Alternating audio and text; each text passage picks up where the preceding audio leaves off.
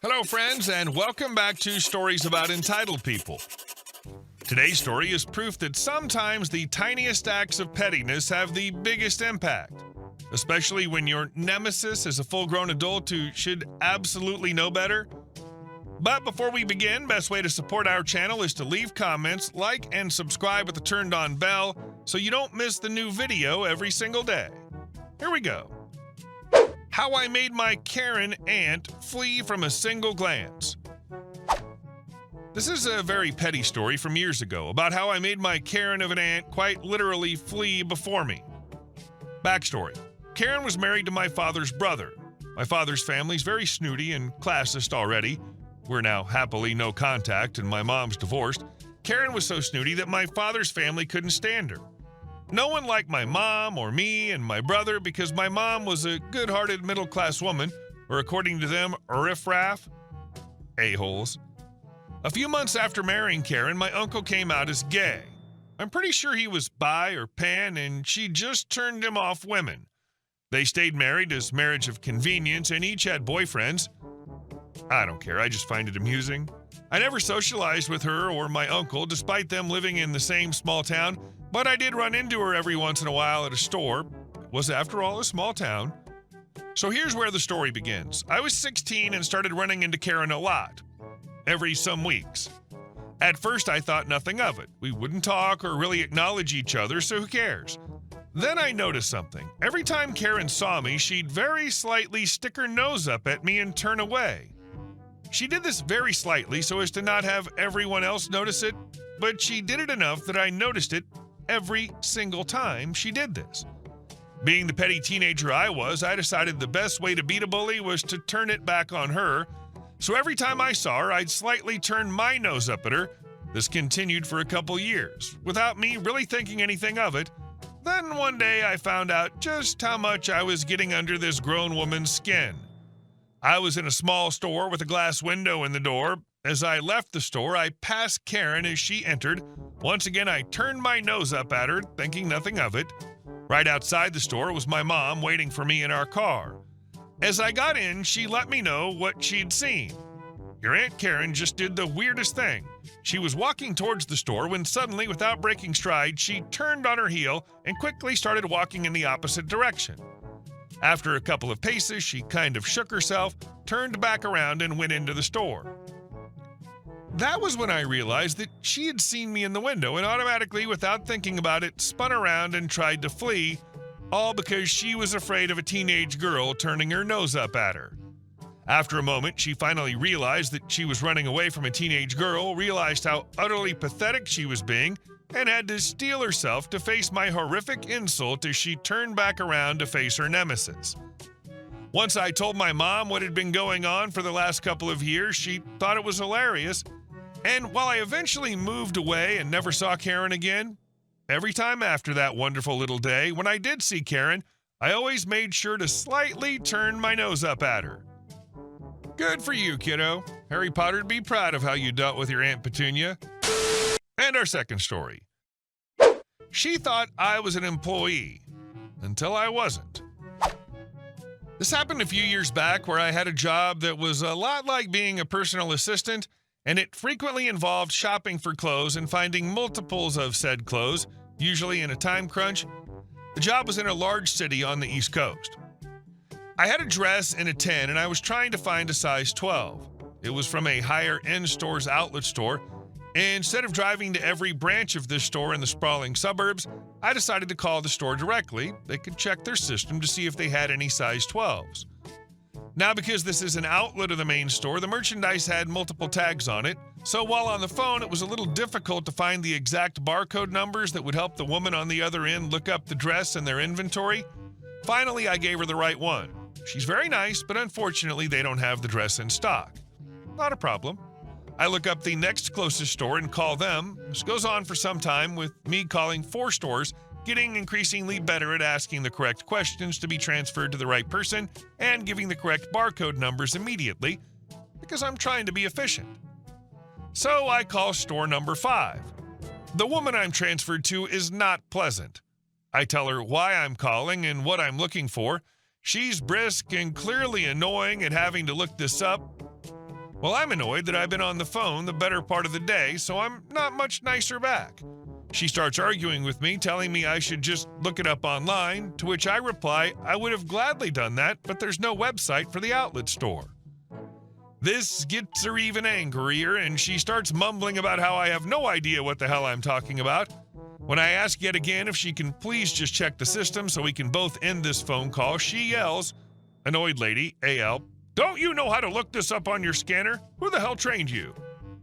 At which point, it clicks for me that she thinks I'm an employee from another branch of the outlet store, and the reason she's being such a jerk is because she thinks I don't know how to do my job. Me: "Ma'am, I do not work for outlet store. I'm a customer. I'm just calling because I don't want to have to drive 45 minutes out there just to see if you have a size in stock." I could almost hear the blood drain from her face. AL: oh my God, I'm so sorry. I would have never. You just had all the store information and knew which barcode to use. I'm so sorry I spoke to you like that. Please let me look that up for you right away. Could you repeat the barcode number one more time? Clearly she's panicking, thinking I'm going to ask to speak to her manager or something, which I don't have time or interest in doing. I told her they were the fifth store I'd called, which was probably the reason for the confusion. Turned out they did have the dress in the right size, and she put it on hold for me without a single protest. And our next story. No car, no delivery, no problem. Karen finds out the hard way. This happened about 8 years ago. I was going to buy a rabbit or two, so I got a massive 2-level hutch with outdoor area, etc. It came in a flat pack box and came with extras like feed bowls, water bottles, and salt licks, etc. that the seller gave me for free. Anyways, after 6 months of not buying any rabbits, I decided to sell the hutch and recoup some of the money I'd spent.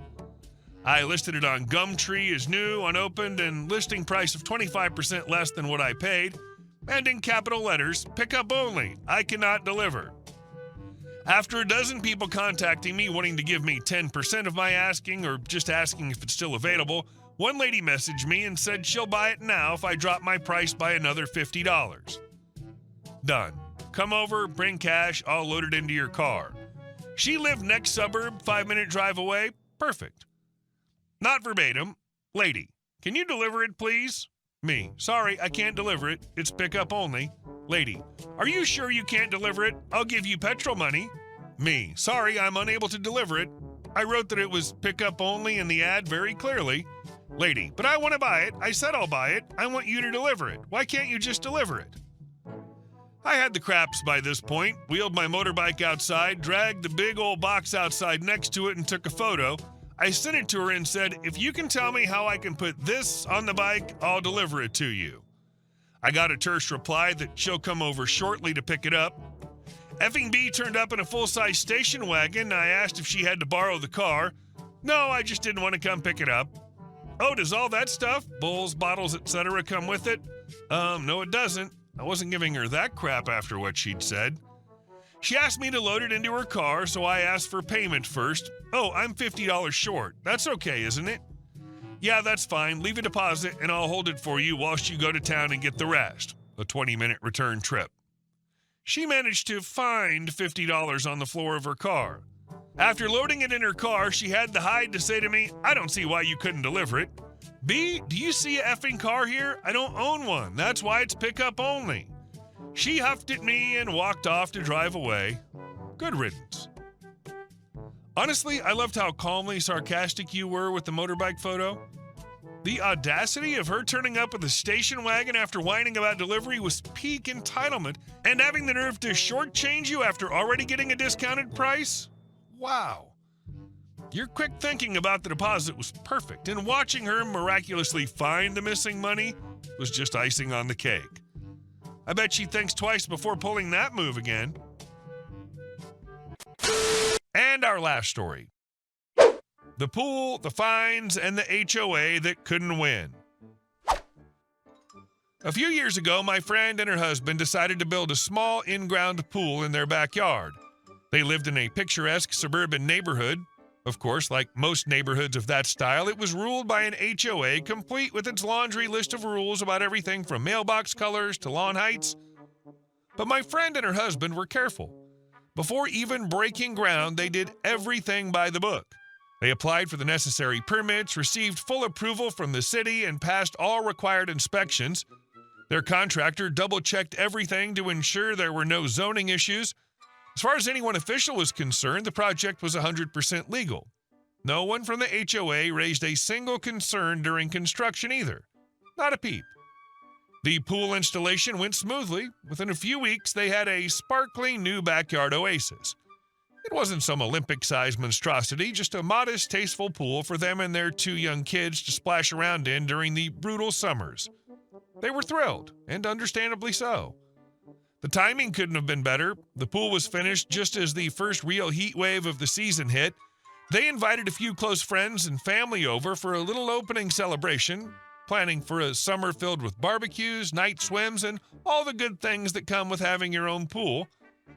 That's when the letter came. One evening after putting the kids to bed, they found a thick envelope stuffed into their mailbox bearing the dreaded HOA letterhead. Inside was a formal notice stating that their pool was in violation of the community's amenities guidelines and that it must be removed immediately. They were stunned. What amenities guidelines? They'd combed through the HOA documents before starting their project, and nothing in there mentioned private pools being prohibited. Nothing had been flagged by the HOA during the approval or construction process. How could this suddenly be a problem now? Reading further, it became clear just how absurd the situation was. The HOA's argument was that because the neighborhood already had a public pool at the community clubhouse, private pools weren't in the spirit of community use and therefore discouraged.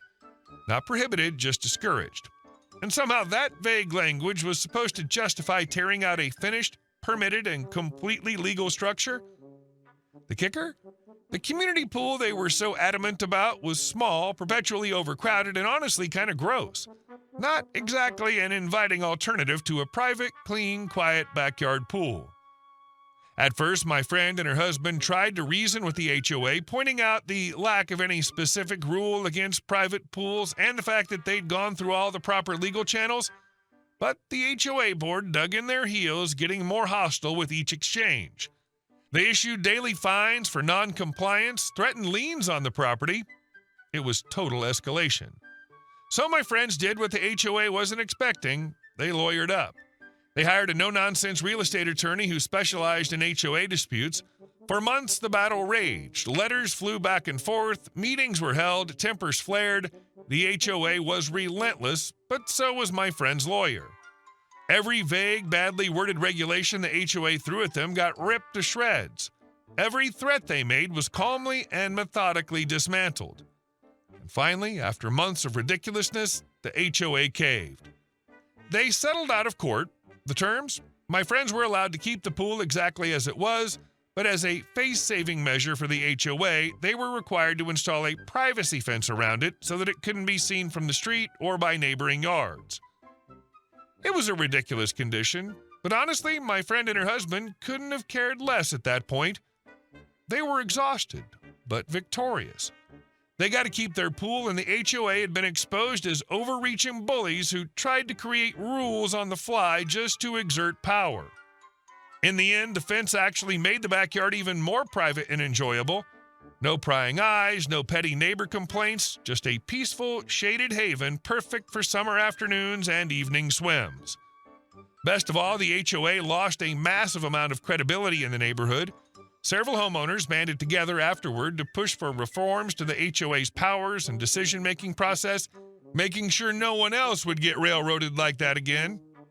If there's one thing my friend learned through the whole ordeal, it's that when you've followed the rules and done everything right, you don't have to cave to bullies, no matter how official they might seem. Sometimes standing your ground means hiring a lawyer, battling bureaucracy, and outlasting the pettiness. Can we just appreciate how dumb it is that their compromise was a privacy fence? Like somehow hiding the pool from Karen's line of sight made everything magically in the spirit of community again? Hey guys, thank you all for watching the video. I'll see you in the next one.